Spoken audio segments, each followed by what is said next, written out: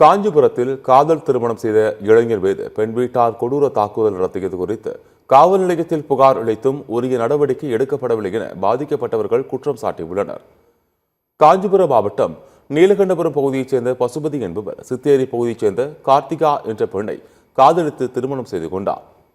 9 மாதங்களுக்கு முன்பு திருமணம் நடைபெற்ற நிலையில் பெண் வீட்டார் பசுபதி குடும்பத்தினரை தொடர்ந்து அச்சுறுத்தி வந்துள்ளனர்.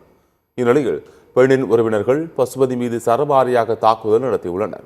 இதுகுறித்து வாலிச்சுட்டி காவல் நிலையத்தில் புகார் அளித்தும் உரிய நடவடிக்கை எடுக்கவில்லை என்று குற்றம் சாட்டியுள்ள பசுபதியின் குடும்பத்தினர் பாதுகாப்பு கேட்டு காஞ்சிபுரம் மாவட்ட காவல் கண்காணிப்பாளர் அலுவலகத்தில் மனு அளித்துள்ளனர்.